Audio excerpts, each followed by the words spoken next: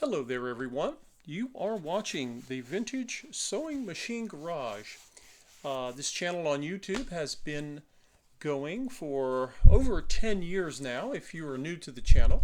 And yet some of the people who view the channel have been viewing all along. And by the way, speaking of this channel, if you have not done so, but if you maybe found something interesting here on the channel, or maybe you've benefited or learned something, feel free to support the channel. You can click on the Buy Me a Coffee link on the channel description, or you'll see it at the end of the video. There's a little yellow looking cup thing that appears, and it'll take you straight to my Buy Me a Coffee webpage, and you can donate at any level you feel is warranted. So without further rambling on here, today the video is about, of course, the Simpsons. Simpsons is the brand. It was a retail department store chain here in Canada. It is the model N250-B-3, and that's about all it tells me. Anyway, I've been working on this machine, trying to get it to wake up because it's been very sleepy and very stubborn, but we're making progress. Progress doesn't always happen instantaneously. That's part of the patience of this hobby. But today, I wanted to follow up on a video I had made talking to all of you about the little compartments that you will occasionally see on sewing machines from the 1960s and into the early 70s. Whenever a sewing machine has a gear drive, as this one does, there often you will have a place where gears come together, and in automobiles and trucks these are called the differential. This is where, and sometimes they're called the rear end on a vehicle, but mostly back when a lot of vehicles were rear wheel drive. In any case, you have a gear, and then you have another gear that's vertical, and it's transferring power and motion so that the machine can do its stitching. So I opened this one up, and I showed that on the prior video. And of course, there's a little gasket here. If just to cover to emphasize what I mentioned in the last video on this subject, if you pull the plate off and the gasket is on the machine and it doesn't want to come off, you don't have to remove the gasket. The gasket is not really an issue.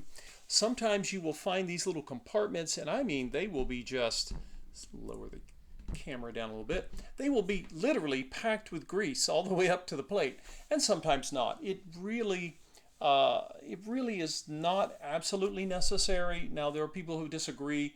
I recently did a grease replacement on a vintage Hobart KitchenAid mixer, and when I went back to do it, I was trying to learn because I don't have a lot of experience with those, and so I go on to the internet to look for advice on how to do something I'm new at, just like many of you are here watching me tinker with these wonderful old sewing machines. In any case, when I did the mixer, I went back and I added plenty of grease, and we're gonna do that here with this machine, to the gears. But filling up an entire reservoir with grease may not be necessary. And the reason I say that is, when gears are moving and the grease is on them, they can only hold the grooves of the gears. They can only hold so much grease. And as the gears spin, they typically will kind of push the rest of the grease aside. And unlike oil, if this was an oil reservoir, the grease doesn't, it doesn't flow around. It basically kind of hangs out wherever it first is located or installed. So what are we going to do? The first thing we're going to do is we're going to come in here and start removing some of the old grease. Now, looking at this technically, is this grease bad? No, I've seen worse. Grease, for those of you who have not watched my video on the subject, yes, I have a whole video dedicated to sewing machine grease. If you have not watched that, you might find it interesting or helpful, hopefully. Grease is basically a thick version of oil, and it gets thick because they add different kinds of solid materials to oil to make basically different kinds of grease, and it depends on what you add. And there are my goodness, there are lots of different kinds of grease. Grease that have different, melting points, grease that have different functions. And until you start actually thinking about it, you might have thought, well, grease is grease, but it's not. Grease is very specialized. And what can happen sometimes over time is that, and I'm just scraping around the outsides of this reservoir area. Now I'm lucky. Some of this area never got any grease on it at all, so I don't have a ton to clean up here. I've had others that were a lot more difficult. But what I was saying is, with the grease, sometimes the grease, as it ages, it will start to separate, and by that I mean the oil and the solids will start to separate. And it's actually a fairly common thing that you will see on KitchenAid mixers, and I'm referring to the classic, steel KitchenAid mixers, is that sometimes there's a ring around the planetary gear set on a KitchenAid, and sometimes you'll start to see a little fine line of oil, and the reason you see that is because the grease has started to separate. It's not the end of the world, you just need to replace it with new grease. New grease can last a very long time.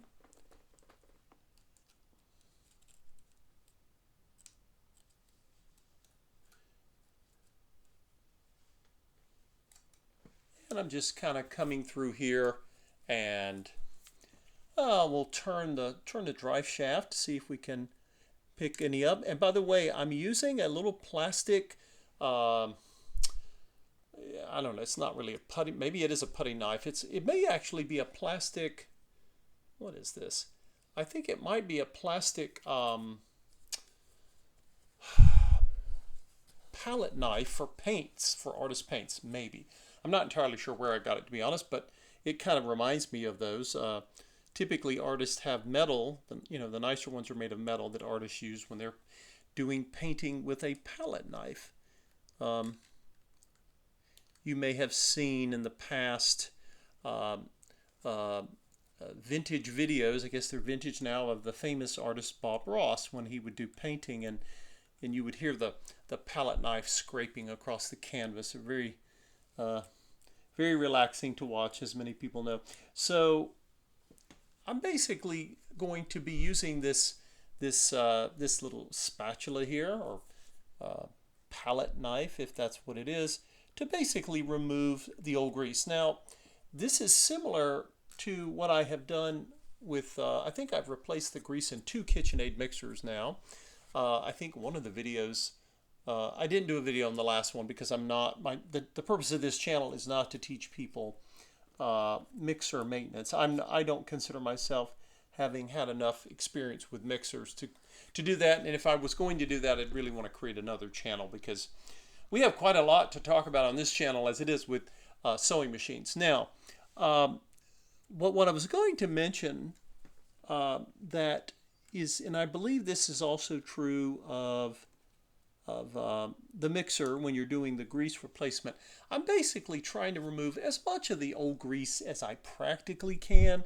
I'm particularly interested in the grease that is on the gears, and of course, as I mentioned, we have a steel gear and we have a plastic gear, and I was disappointed to see that and kind of surprised because, well, usually when you start to see sewing machine manufacturers begin the long, slow slide into planned obsolescence, they would often use plastic on the gears in the upper portion of the machine, but I have yet to find any. Everything up in the upper portion of this machine is really beautiful steel. So anyway, again, there's always something new. But basically, I'm using this plastic spatula because I'm being extra careful. Remember, this plastic gear, the one here you see me touching now, this thing is, it is 60 years old or so. And it's not cracked. It's not, it apparently has suffered no damage. And I'd like to keep it that way because we need to keep this machine in operation. So I guess technically, if you get down to it, what do you think, everyone? I guess we should call this a hybrid machine. This would be one of the earlier hybrids because, as I've covered in my videos on what I call hybrid machines, these are machines that were made when the industry was first starting to cut costs and replace steel with other materials. And initially, they did it in areas that were not really mechanical. They weren't really under stress. They do it with covers, and they would do it with, side covers or things that really were not under a lot of strain. But as we all know, they didn't stop there. They kept going over the years until we eventually get to the cheap store specials, which are basically disposable.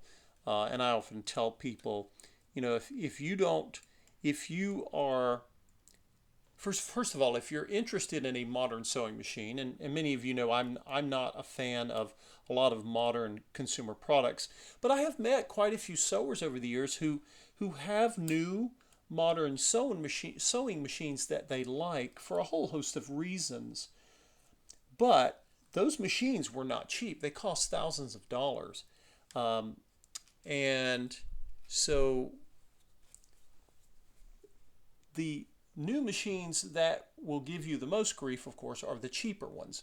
I'm of the opinion that even the very expensive new modern sewing machines, I'm still skeptical as to whether they are truly, some of them may be designed to be repaired. In fact, I'm sure they are. But are they heirloom quality? Well, I'm not sure I'm willing to go that far. But, when sewers tell me, they need them for certain things, who am I to say they don't? They know what they need. Sewers, people who have experience sewing, they typically are able to tell me, I'll ask them, I'll say, what kind of projects do you have? What are you wanting to do with the machine? Because people sometimes ask me, let's say they're getting into sewing or they're very interested, and they've heard that new machines, or at least the cheap ones, are very, very fragile, and they'll ask me, can this machine do that or this, that, or the other? And I always ask the people, tell me the kinds of projects you're going to be sewing, the kind of stitches you think you're going to need, the kind of fabrics you'll be working with, and then I can basically guide them based on my experience with vintage domestic sewing machines. Now, I've made videos before talking about industrial sewing machines and how many people who sew with what I guess we would call today heavy-duty projects, they don't necessarily need an industrial. Industrial sewing machines are just mechanical wonders, but they have their downsides, and maybe we'll get a new video at some point, another video on that topic, because it is very rare that I will recommend to any of my clients, you need an industrial. And again, I have. In fact, I've made that recommendation a few times, but it was either because I had a client who could sew so fast, their sewing skill was such that they could out sew the sewing machine, meaning they needed the machine to move faster than it could, and but that's just almost unheard of, right? The vast majority of people, even those who really are fantastic at sewing, they don't necessarily need a machine like a chainsaw. They need something that they can control a little bit more. Well, look at that. That's about all I've gotten out of there. Now, can I get more? Potentially, yes. Now, I'm not going to put a cotton swab in here because, there's enough sharp edges in here, I believe, that the cotton swab would shred, and I'm not going to use alcohol. Why? Because I don't want that isopropyl. I'm actually just touching the plastic gear here. I am not going to put any isopropyl alcohol in here, and that is just simply because I don't know what that alcohol would do to 60-year-old, what looks like a nylon gear. So we're just going to leave it be. All right, so what do we need to do? I'm actually going to Oh, by the way, there's a little access port right here. It's hard to see right now, but let's see if I can zoom in. I'll show it to you. There's a little, what looks like a recess, and on the other side is a plastic cap. And that cap is there to allow you access. You can see it right here. And I'm curious, you know, I'm actually quite curious to know, well, okay, you can get access there, but in order to do what I'm doing, I just needed to remove the plate. I don't know, unless someone adds grease from there. I don't know. Let me know what you guys think, because I would much rather have the whole plate off and give me more working room, more fighting room here. Okay, so normally I always use my trusty, this is a little syringe I use for the grease. And of course, if you have not, please watch my video on what is sewing machine grease. And of course, this is Vaseline, original Vaseline petroleum jelly. This is the original regular plain flavor, whatever you want to call it. It's not, I say that jokingly, you don't eat Vaseline. Don't get any of the exotic versions of Vaseline, just old-fashioned Vaseline. And it's one of the few times that I use national brands. I often like generic brands, but the Vaseline brand itself is a little different. Okay, so how am I going to put this in here? I have my syringe here, but honestly, I think because I have so much to put in here, I think what I'm going to do is just going to go into see if I can get a little bit of let's see if I can get you guys a better view of what I'm doing here, because we're all kind of crammed in here. All right, so I'm going to take the Vaseline, and I'm just going to take my little plastic, this is another of my little plastic palette knives, and I'm actually going to just scoop out some Vaseline here, and I'm just going to kind of come behind it and just start, you know, putting it in here like that. Now, you might think, well, how are you going to get it in the back? Well, one of the ways to do that, of course, I'm going to come over now. I'm reaching over to grab the drive shaft, and you can see I just turned just a bit. I just turned it enough to turn the gear, and now I'm going to go back and I'll add more. And I basically just got in there. And you know, it's really up to you. Once you have covered the gears, I believe, and I'll try to explain why this is again, because I learned this when I was greasing the gears of my KitchenAid mixer. Okay, so I'm going to come over. I'm reaching over, and I've got my hand on the drive shaft. The hand wheel's not there, but I can turn it. Now watch, I'm going to turn it again. Right? Remember, this is an oscillating hook design, like many of the Japanese machines. So it's not going to turn 360 degrees. It's going to oscillate. Right? It's going to turn and then go back. So right now, the grease should be getting on all of the gear surfaces that need to have it. You know, I can even push in here, you know, because remember, this is not going 360 degrees.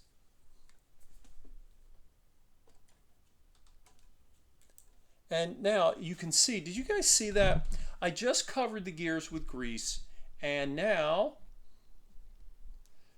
gives you guys a little bit better zoom, and you'll see that when the gears turn against each other, they press out the grease. Remember, the grease, you know, the grooves in these gears are only like a 1/16 of an inch deep or something.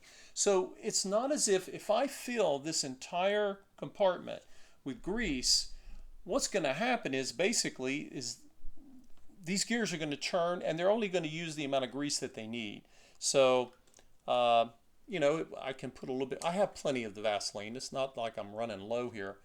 And so I can add a little bit more, but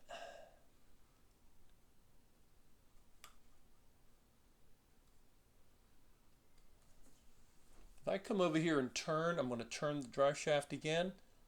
I really think I'm good to go here. I just don't see, you know, I just don't see a need for any more. You know, you can see this little blob of grease is being sort of pulled around, and I can try to push it in the back there. But, you know, it's just I don't know. I've seen these before where the manufacturer filled the whole compartment with grease. Maybe, you know, they're on an assembly line, they're in a hurry. And then I've seen, you know, this machine here. And from the factory, they just put enough on there to get on the gears. So I'm going to assume that those amazing people back in the day knew what they were doing. And I think I'm going to call that a day. Now, is there anything else that we, while we're here, that we need to lubricate? First thing I'm going to do is I'm going to get my rag here and clean off the little plastic palette knives. I think artists typically will use the metal, the steel ones, but I don't even know where I got these from. Honestly, if I were a painter, I would likely not get the plastic ones, but I just don't recall. Anyway, they're useful for what I need. Okay, so is there anything else? As I was saying, should we be lubricating anything else while we're here? Let's come down here just a bit. And let's see. It's something to point with here.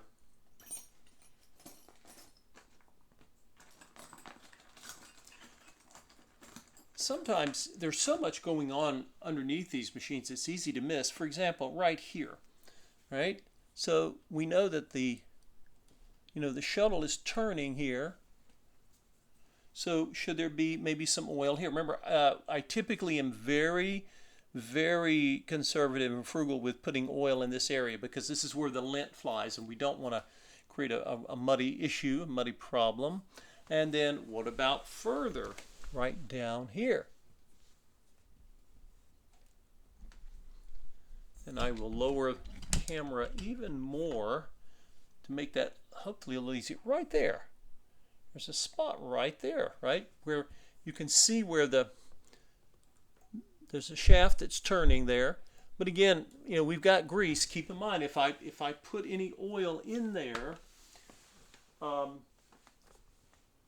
don't want to put a lot because if I mix the oil and the grease, it's just going to cause, I don't know if it'll cause anything, but I don't necessarily need my grease to be thin. So about right there. Right? And remember, as it spins,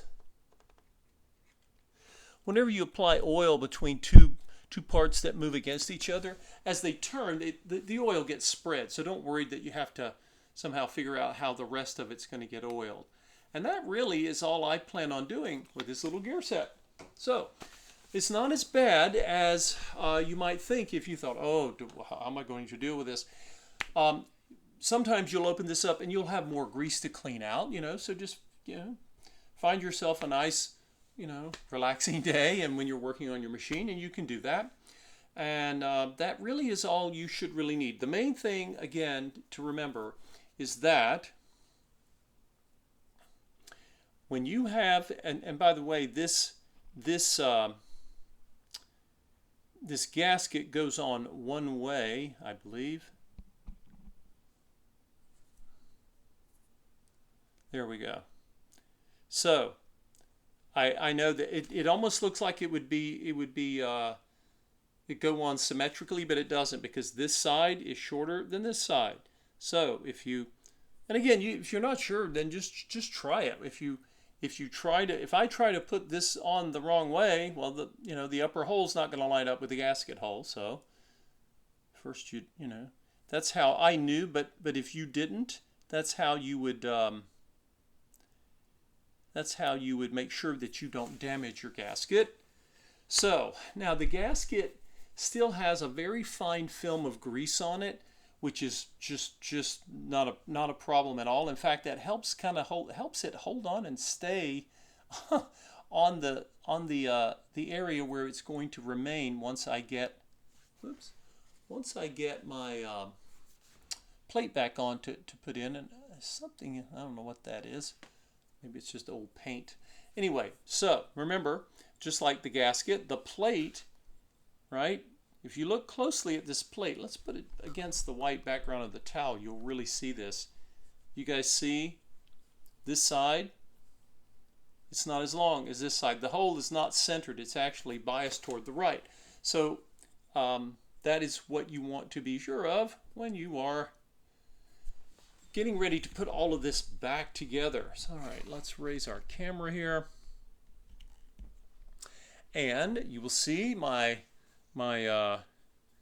terry cloth towel is holding my screws. Now I can move these screws into, when I'm working on the machine, other things with the machine, I can always move them. But keeping them here on the towel is a lot better than putting them just on a table surface, because you really don't want these to go anywhere. You just don't.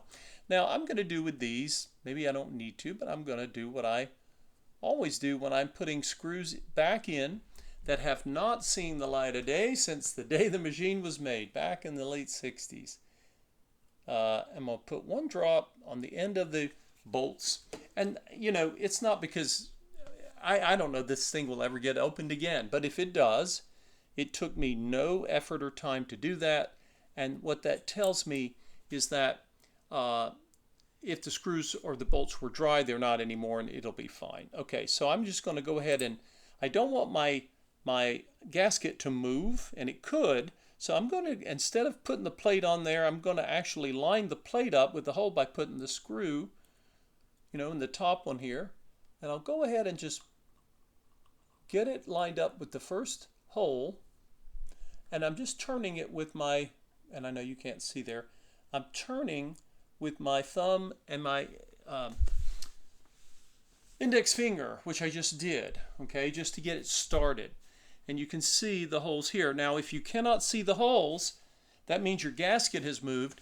You need to stop right away and make sure that your gasket is lined up so that the holes are open, or you'll tear the gasket, okay? If you've never put a gasket on, that's the whole point of is to preserve that. So let's get a screwdriver. I don't need my fancy screwdriver tips, and the reason I don't need those is because these screws are just going to be turned and set. They were not difficult to turn, and they don't get tightened down all that much. So what's the first thing I'm going to do? Let's go ahead and see. Okay, so let's pretend this is your machine and you're trying to do what I'm doing here. Okay, so you turn the screwdriver. Let's move this camera. I don't like where it is right now. Maybe have this angled down a little bit for you guys. Maybe a little easier for you to see. So I'm going to take the screwdriver and I'm just going to start turning. Is it turning? Oh yeah, it's happy to turn. If yours doesn't, you might have it cross-threaded. That means the threads are not properly aligned with the threads in the holes. If that happens and it fights you, you want to stop. And then you want to turn back, right? You can actually turn back. If it'll turn, hopefully it will, you're going to have to take it. Very often, if you cross-thread, you may have to take it all the way out and start over, or not. But the point is, that bolt tells you it's ready to go because look how easily it's turning for me, okay? And I'm not going to snug it up all the way yet because I don't want that plate to shift on me. And so I'm going to do the same thing I did up there. Just sort of, I'm having to do this by feel because my fat thumb and finger are in the way. I can't see the hole when I'm doing this, but let's just do that. And, nope. Sometimes you'll start one of these bolts anywhere on a machine, and you'll start it with, your thumb and finger. You think, well, it seems like it was turning, and no, it doesn't. It's not quite set. So let's try this one. I had to back it out and try again with my thumb there. Okay, no, it shouldn't be. It was too difficult. It shouldn't be that difficult to get this to go in. Okay, now, and that is the obligatory clanking of the screwdriver. I should make the screwdriver an official mascot of this channel. Okay, so I'm going to keep turning. Okay, it seems all right, but why is it just, it's turning. It's not stopping me. Let's try another one over here. These screws, or these bolts, I should say, are all the same size. I checked that when I took them out. That doesn't always happen. It'll surprise you sometimes that, like, hey, I just took 3 bolts out. One of them's longer, or 2 of them, or all 3 are different lengths. It happens sometimes because the engineer needed the bolts to be a certain size. It's not a big deal. You just want to make sure you remember what goes where. So you take one out at a time, and you can place it sort of in a pattern of where it came from, or better yet, just you can do a video or take a quick picture with your phone of which screw or bolt came out of which area. And that is a great way to ensure that you don't get confused on where to put them. Okay, so I'm turning these bolts, and I'm just, it wants to stop there, I stop. Remember, we have a gasket, we have a plate. I'll finish over here, and that's it. You do not need to tighten these as if they were holding the world on its shoulders, because it's not. There we go. That is plenty. And that is the greasing of the gear box, sometimes called a gearbox or a differential, of this sewing machine. Not all sewing machines have this. Many of them have gears, but they don't always have this. And it was, was an extra. It's a really beefy box at that. It's all cast iron down to here, except for the drivetrain components. So let's take a look while we're down here right quick. I'm going to touch the feed dog lowering. Look at that. It's moving. Haha. If I want to go back to sewing, I do that. So we have great movement here. It has woken up. And again, it was the 3-in-1 penetrant oil that made that possible. I have no sponsors here, by the way. This is just the one I picked. The other penetrant products could also work fine as well. Let's see. I'm not going to oil this part of the machine yet. I haven't actually done sewing machine oil because I still have to address the feed dogs. I have to take the plate off and see if there's any lint. There often is, right? Feed dogs grab a hold of lint. That's one of the things they're good at, other than feeding your fabric. And anyway, I'll be making sure I've gotten all of that out before I start putting sewing machine oil in this model. So anyway, like I say, we're getting through the procedure, learning as we go. Again, I love it when my viewers can see me working on a machine for the first time. It's not the first sewing machine, obviously, that I've ever restored. But when I see a model I'm not familiar with, such as this one, I like to have you all follow along. I want you to know that you're not supposed to instantly know everything when you try to work on your machine. That's probably one of the reasons some of you may come to this channel. And, well, maybe someone else has done this procedure before. Maybe I can figure out how to do it. So anyway, that is the grease that goes into this box. There is a gear in the upper portion of the machine that when I get ready to oil the machine, I will also be putting grease up there, and I'll show you that in another video. But so far, I'm turning the drive shaft now, and you guys can see parts are moving. The machine, every time I let it sit, it seems to be increasingly stirring. Like I say, I haven't tried to sew anything with it yet, but it seems to be sort of waking up. It hasn't been oiled. It's just got penetrant. Remember what I've said to all of you. Penetrant oils are not sewing machine oils. They probably have mineral oil and a number of other, special herbs and spices. I don't know what you'd call it, but I know they have solvent, and when the solvent evaporates, it leaves something that is not enough to lubricate your machine. That's what your sewing machine oil is for.